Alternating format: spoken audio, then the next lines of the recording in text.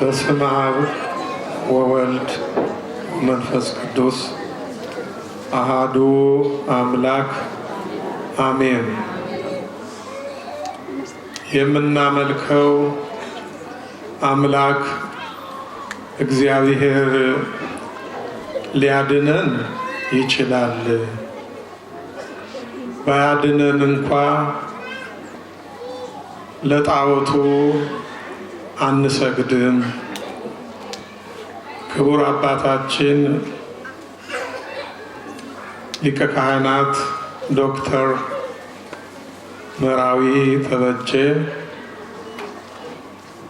ክቡር መላከመዊ ልሳነ ወርቅ፣ ክቡር መላከ ብርሃን በስራት፣ የየአድባራቱ አስተዳዳሪዎች፣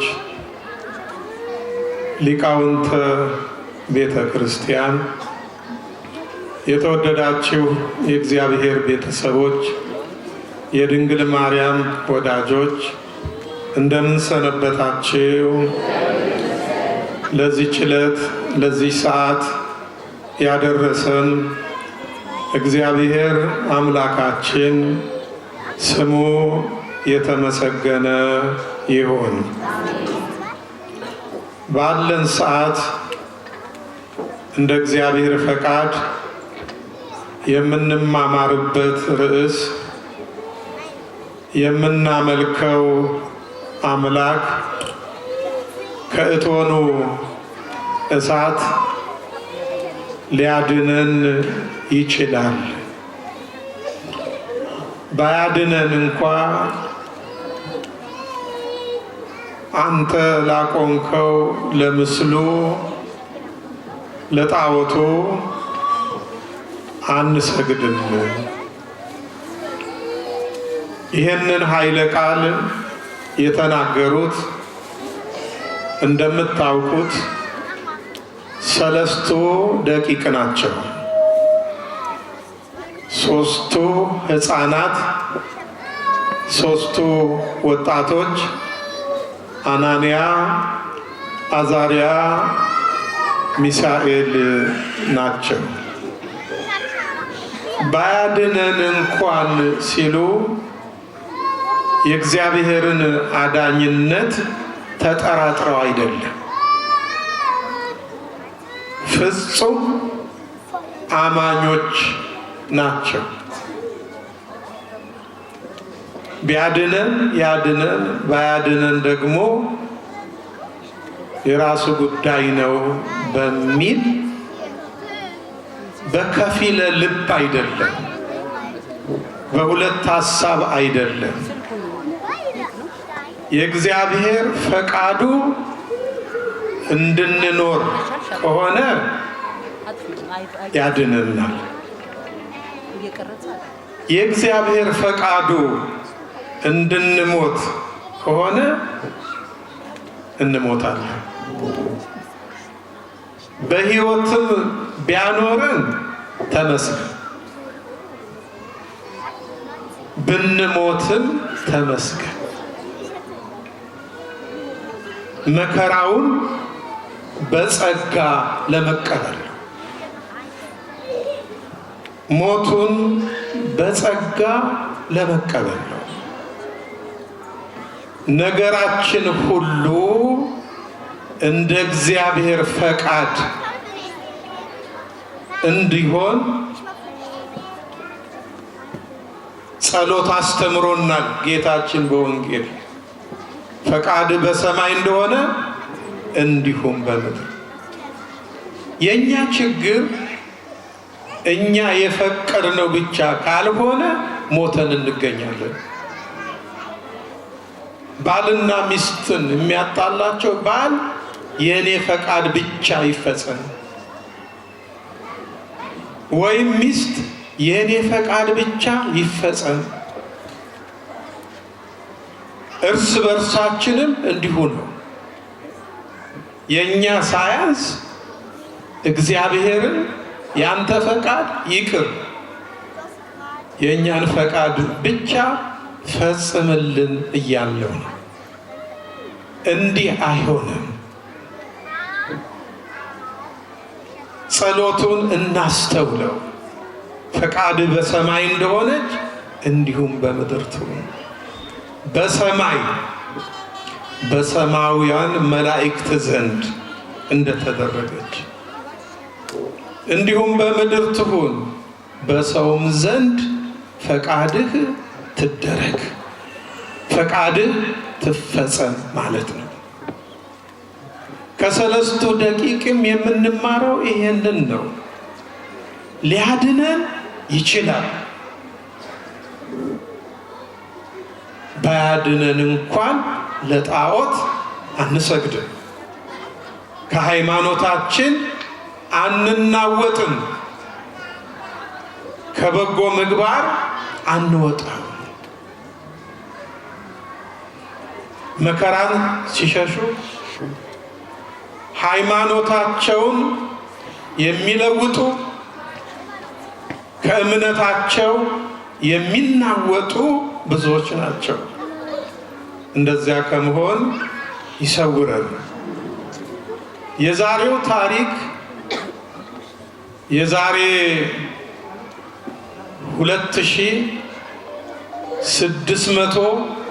2620 ዓመት ላይ የተፈጸመ ታሪክ ነው።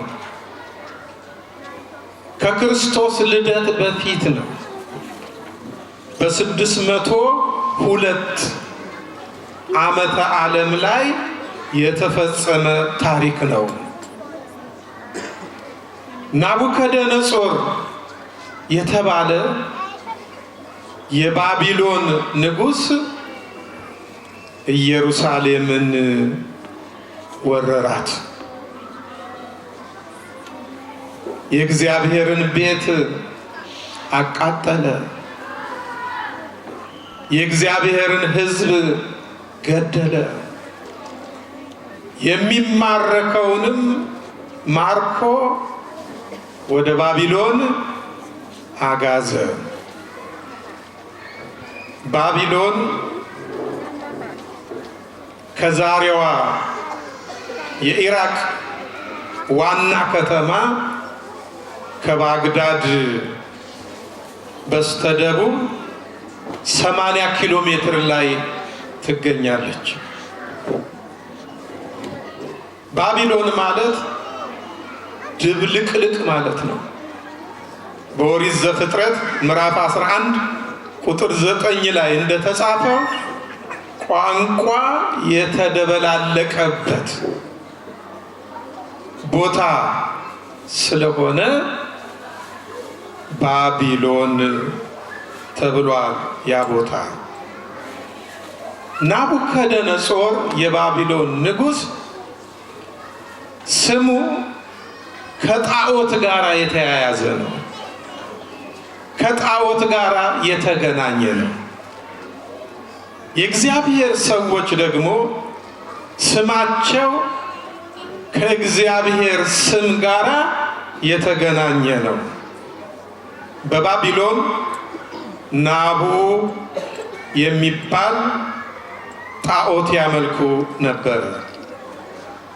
ናቡከደነጾር ማለት ናቡ ሆይ ሀገራችንን ጠብቅ ማለት ነው።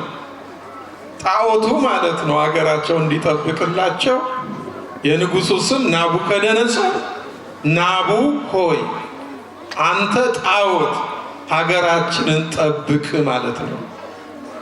ሀገርን የሚጠብቅ ደግሞ እግዚአብሔር ነው። ቅዱስ ዳዊት እንዳለ እግዚአብሔር ሀገርን ካልጠበቀ ጠባቂዎች በከንቱ ይደክማሉ። እግዚአብሔር ቤትን ካልሰራ ቤተ ሰሪዎች በከንቱ ይደክማሉ ብሏል። እንግዲህ ናቡከደነጾር እስራኤልን ማርኮ ወደ ባቢሎን ባወረዳቸው ጊዜ ጽኑ እምነት የነበራቸው 4 ወጣቶች ነበሩ። እነዚህም ዳንኤል፣ አናንያ፣ አዛሪያ፣ ሚሳኤል ናቸው። እነዚህም ብቻ አልነበሩም። ከምርኮኞች ውስጥ ንጉሱ መርጦ ወደ ትምህርት ቤት አስገብቷቸዋል። መጽሐፍ ቅዱስ እንዲህ ይላል፣ ንጉሱ ነውር የሌለባቸውን መልከ መልካሞችን በጥበብ ሁሉ የሚያስተውሉትን ዕውቀትም የሞላባቸውን ብልሃተኞች አስተዋዮች የሆኑትን በንጉሱም ቤት መቆም የሚችሉትን ብላቴኖች ከእስራኤል ልጆች ከነገስታቱና ከመሳፍንቱ ዘር ይመጣ ዘንድ የከለዳውያንን ትምህርት ያስተምራቸው ዘንድ ለጃንደረቦቹ አለቃ ለአስፋኔዝ ነገረ ይላል። አስፋኔዝ የትምህርት ቤቱ ዳይሬክተር ነው። ትምህርቱ የሚሰጠው በዚያን ጊዜ ለ3 ዓመት ነው። ዓላማው ምንድን ነው? ከእስራኤል የተማረኩት ወጣቶች ሃይማኖታቸውን እንዲለውጡ፣ ባህላቸውን እንዲለውጡ፣ ቋንቋቸውን እንዲለውጡ፣ ታሪካቸውን እንዲረሱ ነው። ለ3 ዓመት ስልጠና ገቡ። ወገኖች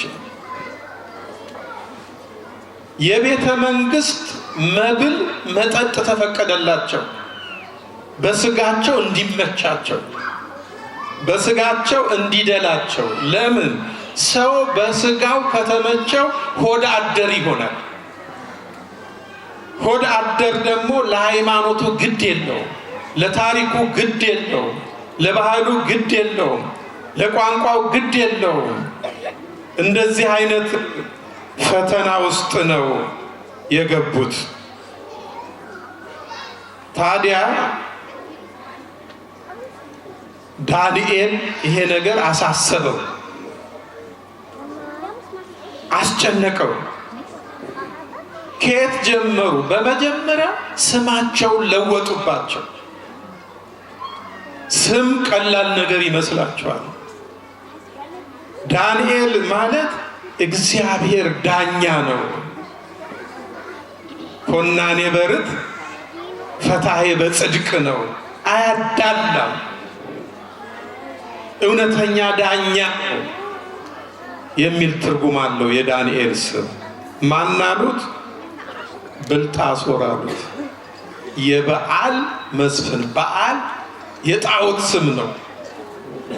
የእግዚአብሔር ስም በጣዖት ስም ተለወጠ።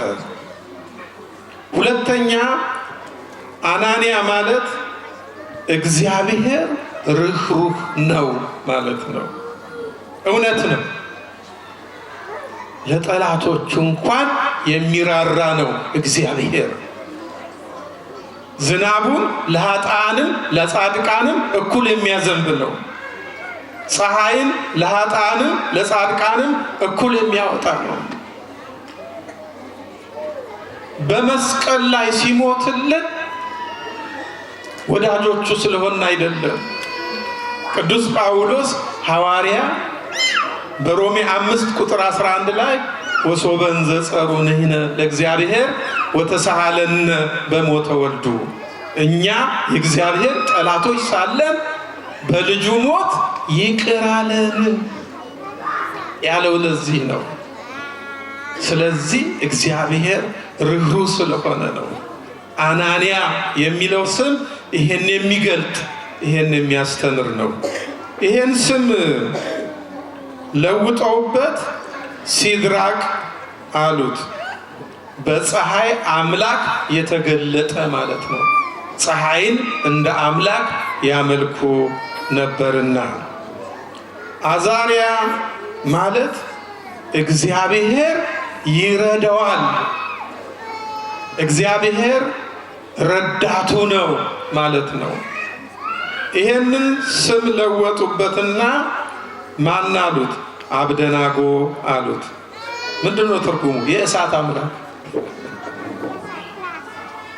አራተኛ ሚሳኤል ማለት እግዚአብሔርን የሚመስል ማለት ነው። እግዚአብሔርን የሚመስል ሰው የተፈጠረው ማንን መስሎ ነው? እግዚአብሔርን መስሎ ነው። በኑሮውም እግዚአብሔርን መስሎ እንዲኖር ተነግሮታል። እኔ ቅዱስ እንደሆንኩ ጨርሱልኝ፣ እናንተም ቅዱሳን ሁኑ። በኑሯችን በሕይወታችን እርሱን እንድንመስል ነው። የሚሳኤል ስም እግዚአብሔርን የሚመስል ሚሳቅ አሉት። የውበትና የመሬት አምላክ ማለት ነው። እንግዲህ ለውጡ ከስማቸው ጀመረ። ቀጥለው ሃይማኖታቸውን ሊለውጡባቸው ነው። ታሪካቸውን ሊለውጡባቸው ነው። ባህላቸውን፣ ማንነታቸውን ሊለውጡባቸው ነው። ቋንቋቸውን ሊለውጡባቸው ነው። ዳንኤል ይሄንን ፈተና በምንድን ነው የምናልፈው ብሎ አሰበ። ፈተና ሲመጣ ያንን ፈተና የምናልፈው በመጨነቅ አይደለም፣ በጭንቀት ብዛት አይደለም። ምን አደረጉ እነ ዳንኤል? ይሄን ፈተና ማለፍ የምንችለው በጾም ነው፣ በጸሎት ነው። ያቀረቡልንን ሆዳችን እስኪሞላ በመብላት አይደለም፣ እስክንረካ በመጠጣት አይደለም፣ የላመ የጣመ በመመገብ አይደለም። ስለዚህ ከምግብ ተለይተን መጾም አለብን ብለው ወሰኑ። ወገኖች ጾም ቀላል ነገር እንዳይመስላችሁ።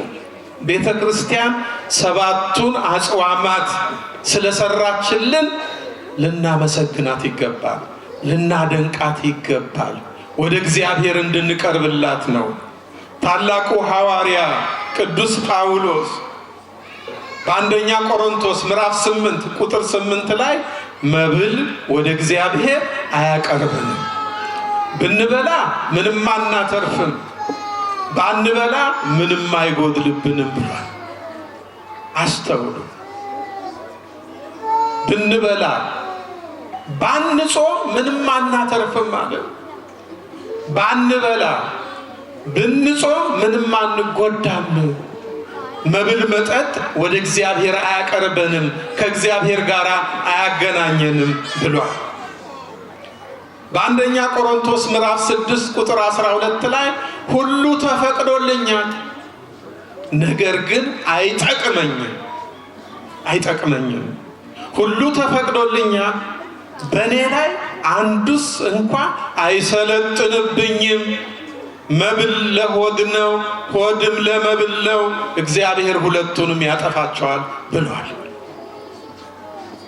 በሮሜ 12 ቁጥር 14 ላይ ቅዱስ ጳውሎስ የእግዚአብሔር መንግሥት ጽድቅና ሰላም በመንፈስ ቅዱስም የሆነ ደስታ ናት እንጂ መብልና መጠጥ አይደለችም። ተመልከቱ። እንዲህ የሚያምን እንዲህ የሚኖር እግዚአብሔርን ደስ ያሰኛል፣ በሰውም ዘንድ የተመሰገነ ነው አለ። የእግዚአብሔር መንግሥት ያላት ወንጌልን ነው። ወንጌል በመንፈስ ቅዱስ የሆነን እምነትን፣ ተስፋን፣ ፍቅርን ትሰብካለች እንጂ መብልና መጠጥን አይደለም በማለት ተናግሯል። ይህም ብቻ አይደለም። በዕብራውያን 13 ላይ የተናገረው አለ። ምን አለ? ልባችሁ በጸጋ ቢጸና መልካም ነው እንጂ በመብል አይደለም። ጸጋ ያላት እዚህ ጋር ወንጌልን ነው። ልባችሁ፣ ሰውነታችሁ፣ ሕይወታችሁ በሕገ ወንጌል ጸንቶ ቢኖር መልካም ነው እንጂ በመብል አይደለም። በዚህ የሚሰሩባት እንብላ ያሉ አልተጠቀሙምና አለ። እና አዳምን አስበው ነው እንብላ ብለው አልተጠቀሙምና። ስለዚህ በዛ በጨለማው ዘመን፣ በኦሪቱ ዘመን እነ ዳንኤል ፈተናውን ለማለፍ መከራውን ለማሸነፍ ለመጾም መወሰናቸው ትክክለኛ ውሳኔ ነበረ። ምን አለ ዳንኤል በንጉሱ መብልና በሚጠጣው ጠጅ እንዳይረክስ በልቡ አሰበ። የጃንደረቦቹን አለቃ ለመነ፣ በፊቱም ሞገስን አገኘ። የንጉሱ መብል መጠጥ ይቅርብናል። የላመውን የጣመውን አይደንቅም? የቤተ መንግስት መብል እኮ ስንቱን አስክዶታል እናንተ፣ ስንቱን አሸፍቶታል፣ ስንቱን ከእግዚአብሔር ቤት አውጥቶታል፣ ስንቱን ከአውደ ምሕረት አውርዶታል። ቀላል እንዳይመስላችሁ የቤተ መንግስት መብልና መጠጥ ስንቱን አድርባይ አድርጎታል። እነ ዳንኤል ግን አልተሸነፉም። ለአለቃቸው ተናገረ። አለቃው ምን አለ? ጌታዬን ንጉሱን እፈራለሁ። በሕይወት ታስፈርዱብኛላችሁ፣ ታስገድሉኛላችሁ። ከሌሎቹ ይልቅ ከስታችሁ ብትገኙ አላቸው። እንደው የሚበላ የሚጠጣ ይወፍራል፣ የሚጾም ይከሳል ማለት ነው። እንግዲህ እነዛ አሕዛብ ስለሆኑ እንደዚህ ነው ያሰቡት። ዳንኤልም የበታችን ሹም ሜልዳርን 10 ቀን ፈትነን አለው። ሌሎቹ ይብሉ፣ እንደ ሀገራችን ቋንቋ ጮማ ይቁረጡ፣ ጠጅ ይምጠጡ። ለእኛ ደግሞ ጥሬ ከውሃ ጋር አቅርብና 10 ቀን ፈትነን ከሌሎቹ ይልቅ ከከሳን ከጠቆርን ምግባችን እንደሌሎች ይሆናል። ካልከሳን ካልጠቆርን ግን በጥሬው እንሰነብታለን አሉ። 10 ቀን ቢፈትናቸው ከሌላው ይልቅ አምረው ወፍረው ወዝተው፣ እንደውም እኮ በጾም በጸሎት የሚኖሩ የበቁ አባቶች ፊታቸው ወዙ ግሬሳቸው ራሱ ሲያስፈራ፣ ቆዳቸው ብርሃን አለው። በጾም በጸሎት ተወስነው የሚኖሩት ዳንኤል፣ አናንያ፣ አዛርያና ሚሳኤልም እንደርሱ ሆኖ ታዲያ ምግባቸውን ጥሬና ውሃ አደረገላቸው። ለስንት ዓመት ጾሙ? በጥሬ 3 ዓመት ሙሉ። ንጉሱ የወሰነው ጊዜ ሲደርስ በንጉሱ ፊት ሲቀርቡ ከሌሎቹ ይልቅ ባለሟልነትን ያገኙት በንጉሱ የተወደዱት ጾመኞቹ ወጣቶች ናቸው። በመጾማቸው ከእግዚአብሔር ምን አገኙ? በሰው ፊት ነው ሞገስ? በሰው ፊት ብቻ ነው ሞገስን ያገኙት? አይደለም። እግዚአብሔር ለ4ቱ ብላቴኖች በትምህርትና በጥበብ ሁሉ ዕውቀትን ማስተዋልን ሰጣቸው። ዳንኤልም በራእይና በሕልም ሁሉ አስተዋይ ነበረ። በንጉሱ ፊት በቆሙ ጊዜ 10 እጅ በልጠው ተገኙ ይላል። ከሌሎቹ ካልጾሙት ይልቅ 10 እጅ በልጠው ተገኙ ይላል። ታዲያ ንጉሱ ወደዳቸው፣ ሾማቸው። ነገር ግን በመሃል ችግር መጣ። ምን አይነት ችግር? ንጉሱ ሕልም አይቶ ያየው ሕልም ጠፋበት። ሰው ያየውን ሕልም እንዲህ አይነት ሕልም አይቻለሁ ተርጉሙልኝ ይላል። ንጉሱ ደግሞ ያየው ሕልም ጠፋበት እና የባቢሎንን ጥበበኞች፣ ጠንቋዮች፣ አስማተኞች፣ መተተኞች ሰበሰበና ሕልሜን ንገሩኝ አላቸው። ሕልሜን ንገሩኝ አላቸው። ያየኸው አንተ ንገርንና እኛን ተርጉምልህ አሉት። አይ እኔ ሕልሙ ጠፍቶኛል፣ አዋቂዎች ከሆናችሁ ንገሩኝ አላቸው። አይ ያንተን ሕልም ማወቅ አንችልም። ታዲያ እኔ እዚህ በቤተ መንግስት አስገብቼ ምቀልባችሁ? አጋሰስ አይደላችሁ አልጭናችሁ፣ ፈረስ አይደላችሁ አልቀመጥባችሁ ብሎ ሞት አወጀባቸው ይላል። ምክንያቱም የአሕዛብ ልብ ጨካኝ ነውና። ይሄንን በሰማ ጊዜ ዳንኤል የንጉሱ ትእዛዝ ለምን ቸኮለ? ለፍርድ ለምን ቸኮለ? ትንሽ ለምን አይታገስም? መሪዎች ደግሞ ትዕግስት ካጡ ብዙ ነገር ያጠፋሉ፣ ብዙ ነገር ያበላሻሉ። እና ዳንኤል ለምን ቸኮለ ብሎ ጊዜ እንዲሰጠው ጠየቀ። ጊዜ እንዲሰጠው ጠየቀ። ወደ ንጉሱም ገብቶ ትንሽ ጊዜ ስጠኝ፣ ህልምህን እነግርሃለሁ። አይደንቅም? አይደንቅም ወይ? ያየኸውን ህልም 1 2 3 ብዬ ቆጥሬ እነግርሃለሁ፣ ትርጉሙንም እነግርሃለሁ አለው እና ተፈቀደለት። ወደ 3ቱ ደቂቅ ላከ፣ ወደ አናንያ፣ ወደ አዛርያ፣ ወደ ሚሳኤል። ለምን? ከሌሎቹ ጠቢባን ከምድራውያኑ ጋር እንዳይጠፉ ከሰማይ አምላክ ዘንድ እንዲለምኑ አስታወቃቸው። ጸሎት ያዙ፣ እኔም እጸልያለሁ አላቸው። ምስጢሩ ለዳንኤል ተገለጠለት። ሲገለጥለት እግዚአብሔርን አመሰገነ። ብዙ ሰው አንድ ነገር ሲገለጥለት በራሱ መመካት ይጀምራል፣ መመጻደቅ ይጀምራል። እኔ ልዩ ሰው ስለሆንኩ ነው ይላል። እንዲህ አይደለም። ሁሉም ሰው ደካማ ነው። ኃያል እግዚአብሔር ብቻ ነው። ዳንኤል እኔ ልዩ ስለሆንኩ አይደለም ይሄ የሆነው እግዚአብሔር ቸር ስለሆነ ነው ብሎ እግዚአብሔርን አመሰገነ።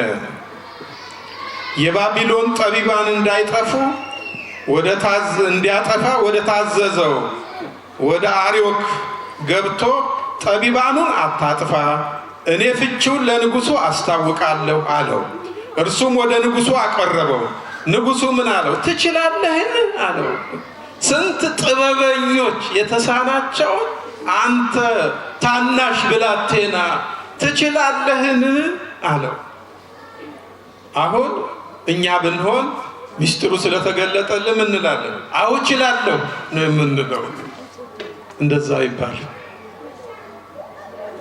እኔ እችላለሁ አይባልም። ትችላለህን ሲለው የዳንኤል ማን ነው? የዳንኤል መልስ ምን ነበረ? የሰማይ አምላክ እግዚአብሔር ይችላል። አያችሁ? የሰማይ አምላክ እግዚአብሔር ይችላል። ምስጢር የሚገልጥ የሰማይ አምላክ አለ አለው። ዘርዝሮም አስረዳ። እንዲህ አይነት ህልም አይደለ ያየው ሲባል፣ አዎ ይሄ ነው የጠፋብኝ አለው። ትርጉሙን 1 2 3 ብሎ ቆጥሮ አስረዳው። ያ ንጉሥ ምን አለ? አምላካችሁ የአማልክት አምላክ የነገስታትም ጌታ ምስጢርም ገላጭ ነው አለው። ከፍ ከፍ አደረገው፣ ብዙ ስጦታ ሰጠው፣ በባቢሎን አውራጃ ሁሉ ሾመው። እርሱ ደግሞ 3 ደቂቅን አሾማቸው። አንዳንድ ሰው እሱ ሲሾም ባልንጀሮችን ይረሳል። እንደውም ንጉሱ ባልንጀሮችን ልሹምልህ ቢለው ኧረ እንደው የማይረቡ እኮ ናቸው ብሎ ያስጥላል እንጂ የዚህ ዓለም ሰው ስጋዊ ሰው እንጂ ባልንጀሮቹን የሚያሾም ሰው ብዙ አይገኝም። ዳንኤል ከተሾመ በኋላ 3 ደቂቅን በየተራ አሾማቸው። ወገኖቼ ቀናተኞች ተነሱባቸው፣ ምቀኞች ተነሱባቸው። ምን አይነት ሰዎች ናቸው እንዳትሉ፣ እኛም ጋር ትንሽ ትንሽ አይጠፋም። ሌላውን ተውት። ሚስቱን የሚመቀኝ ባል አለ። ሚስቱን የሚመቀኝ ባል አለ። ባሏን የምትመቀኝ ሚስት አለች። ወንድም ወንድሙን ይመቀኛል። ይሄ እኮ ነው ወደ ኋላ የመለሰን። ይሄ ነው ወደ ኋላ የገተተን። ስንት ቦታ ስንደርስ አራቱን ወጣቶች ምቀኞች ተነሱባቸው። ከንጉሱ ጋር በምን እናጣላቸው ብለው ማሰብ ጀመሩ። እንዲህ አይነት ሰዎች እኮ አሉ። ሰውን ከሰው ለማጣላት፣ ሰውን ከሰው ለማቆራረጥ እንቅልፍ የሚያጡ ብዙ ሰዎች አሉ በዚህ ዓለም ላይ። ለዚህ ነው ሰላም ያጣ ነው። ለዚህ ነው ፍቅር ያጣ ነው። ለዚህ ነው አንድነት ያጣ ነው ወገኖች። ለዚህ ነው እርስ በርስ የምንገፋፋው። አው በምን እናጣላቸው? አሁን እኛን ኢትዮጵያውያንን በምን እናጣላቸው፣ በምን እናለያያቸው ብለው አሰበሰቡና በቋንቋ እናጣላቸው። እየሰማችሁ ነው? በቋንቋ እንለያያቸው። ቋንቋ እኮ ከነፍሳችንም ከስጋችንም ጋር ግንኙነት የለውም። ከተወለድን በኋላ ኤክሰርሳይዝ የምናደርገው ነው። እየሰማችሁ ነው? አሁን ለምሳሌ የኔ ቋንቋ አማርኛ ነው የሚል ሰው አማርኛ እየተናገረ የተወለደ ሰው አለ? ንገሩኝ እስቲ። የአማራ ልጅ ልክ እንደተወለደ ጤና ይስጥልኝ ብሎ አነጋግሮ ነው ወደዚህ ዓለም የተቀላቀለው ነው ወይ? ከትግርኛ ተናጋሪ የተወለደው ትግርኛ እየተናገረ ነው የተወለደው? ከመለኩም ብሏል? አንዲሁም ብሏል? ነገሩን አላለም። ከኦሮሞ የተወለደው ኦሮምኛ እየተወለደን አካም ጅርቱ ብሎ ሰላምታ አቅርቦ ነው የተወለደው? እየነገራችሁ ከሶዶ ጉራጌ የተወለደው እላል ድምጣ ብሎ ነው የተወለደው? ከሰባት ቤት የተወለደው የተንቢ ብሎ ብሏል ወይ? ንገሩኝ። አላለም። ከተወለደ በኋላ ቋንቋ ያጠናል አይደለ እንዴ? አሁን የኛ ልጆች ኢትዮጵያ ተወልደው ቢሆን ኖሮ የተወለዱበትን አገር ቦታ ቋንቋ ተለማምደው ይችሉታል እንጂ ከስጋና ከነፍሳቸው ጋር የተገናኘ ነገር የለም። እዚህ ስለተወለዱ ግን አፋቸውን የሚፈቱ በምንድን ነው? በጀርመንኛ ነው። እየሰማችሁኝ ነው? በጀርመንኛ።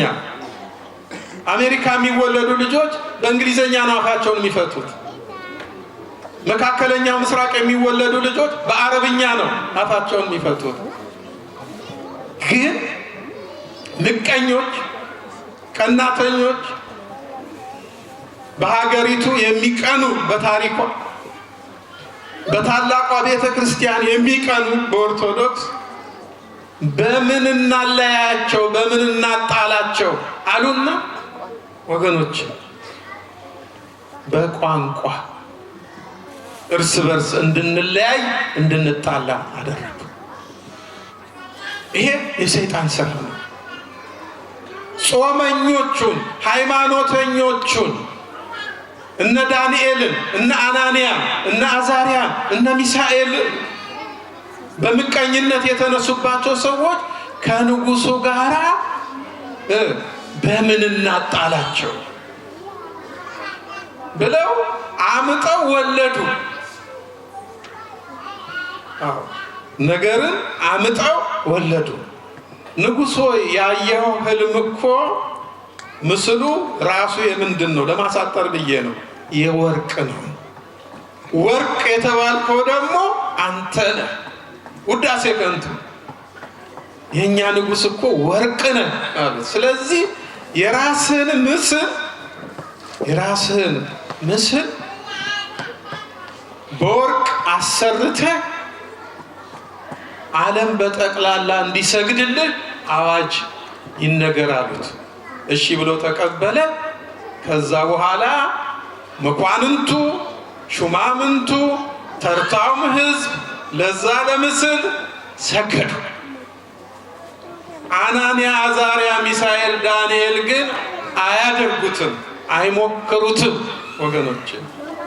ስለዚህ እነዚህ ያከበርካቸው፣ እነዚህ የሾምካቸው፣ እነዚህ ባለሟል ያደረካቸው ወጣቶች እኮ ለአንተ ምስል አይሰግዱም።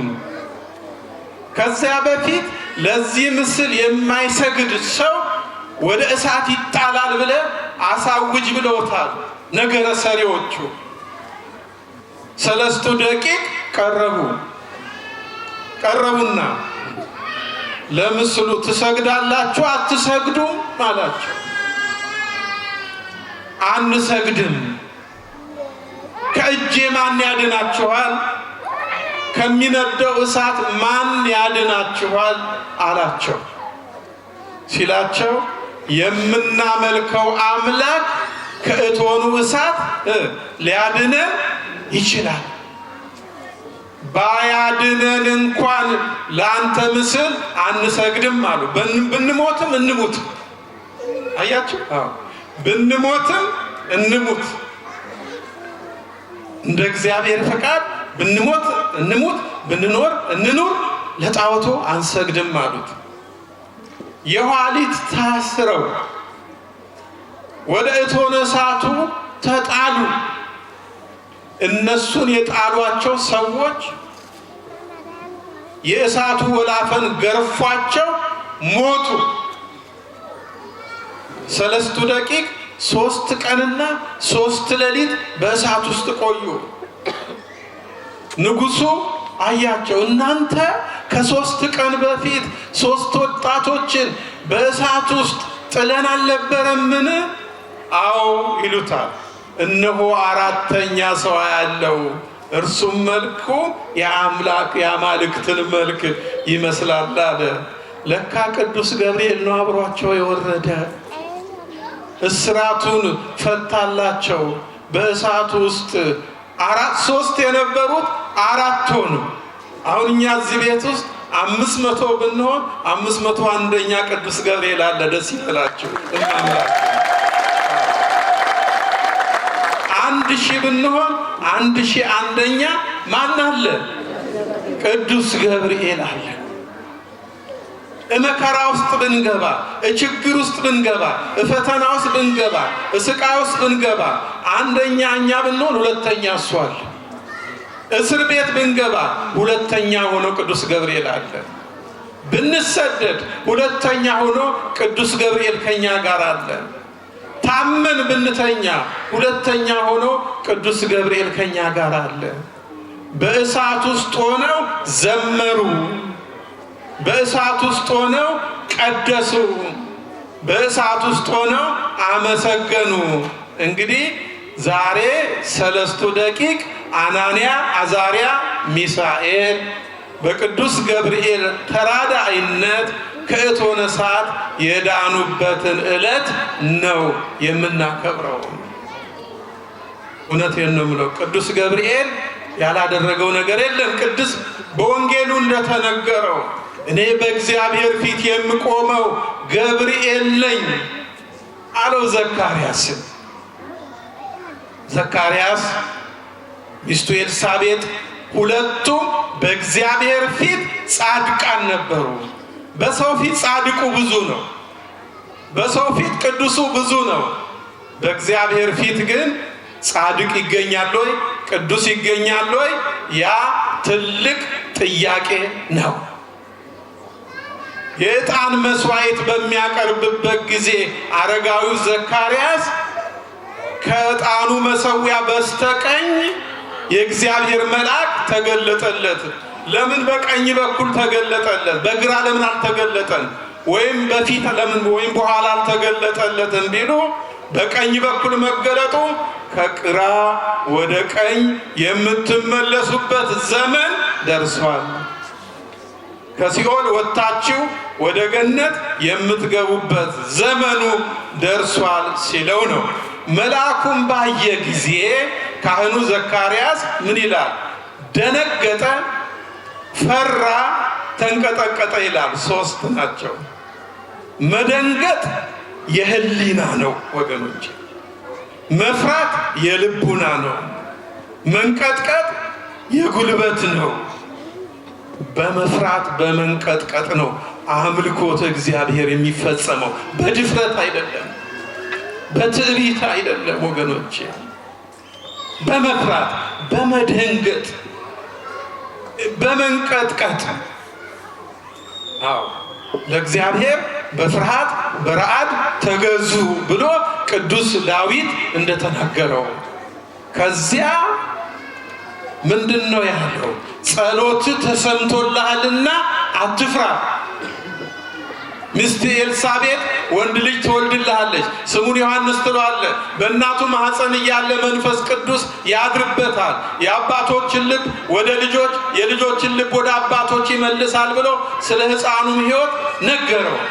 ጻድቁ ካህን ዘካርያስ ትሑት ነውና እኔ አርጅቻለሁ፣ ባለቤቴም የሴቶች ልማድ ቀርቶባታል፣ እንዴት አድርገን ነው የምንወልደው አለ። ትክክለኛ ጥያቄ እኮ ነው። ጥያቄው ትክክለኛ ነው። ምን አለው መልአኩ? እኔ በእግዚአብሔር ፊት የምቆመው ገብርኤል ነኝ። ይህንን የምነግርህ እኮ ከእግዚአብሔር ተልኬ ነው። ከእግዚአብሔር ተልኬ ነው። ከእግዚአብሔር ተልኬ የነገርኩን ነገር ስላላመንክ ይህ ነገር እስከሚፈጸም ድረስ ምን ትሆናለህ አለው? ዲዳ ትሆናለህ አለው። አትናገርም አለው። አንዳንድ ጊዜ ሰዎች ለምንድን ነው እናንተ ኦርቶዶክሳውያን ገብርኤልን ወደ እግዚአብሔር የምትልኩት? ቀጥታ እግዚአብሔርን እናንተ ራሳችሁ አታነጋግሩትም ይላሉ። ወይም ደግሞ ለምንድን ነው ማርያም ማርያም የምትሉት? በማርያም በኩል ከምትሄዱ ቀጥታ ለኢየሱስ ክርስቶስ አትነግሩትም ይላሉ። ይላሉ አይሉ? ታዲያ አሁን ይሄ ከባድ ጥያቄ ነው? ቀላል እኮ ነው። በመጀመሪያ አንተ እግዚአብሔር ሆይ ቀጥታ ለካህኑ ለዘካርያስ አንተ ለምን አትነግረውም? ለምንድን ነው ገብርኤልን ወደ እሱ የላከው ይበሉት። ገቢቶ ገብቷችኋል ወይ? አይ ካጨበጨባችሁ በደንብ አጨበጭቡ።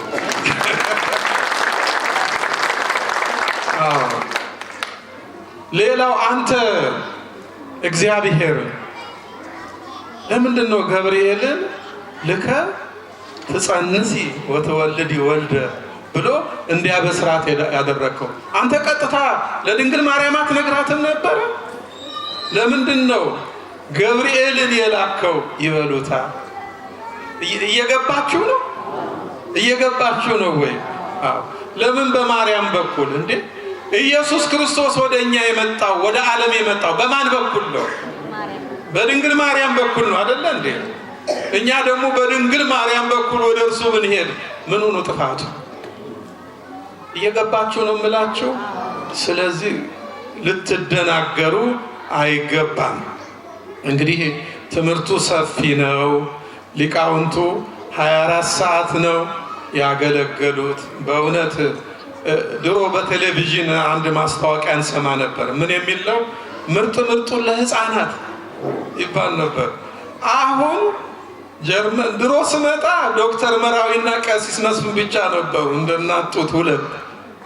አሁን ለካ ምርጥ ምርጡን ለጀርመን ተብሎ ምርጥ ምርጡ ሊቃውንት እዚህ መጥቷል። ይሄ እልልታ ያስፈልገዋል። ማብራካ አንድ እናት ምን አሉ? ምርጥ ምርጡን ለሕፃናት ሲሉ እድሜያቸው ወደ 90 ሄዷል እና ዳዊት ደጋሚ ናቸው እና ቴሌቪዥን ምንድን ነው የሚለው? ይሄ ቴሌቪዥን እማማ ምርጥ ምርጡን ለሕፃናት እያለ ነው። ወይድ ለልጅ ጥሬ መቻነሰው ምርጥ ምርጡን ላሮጊት አሉ ይባላል።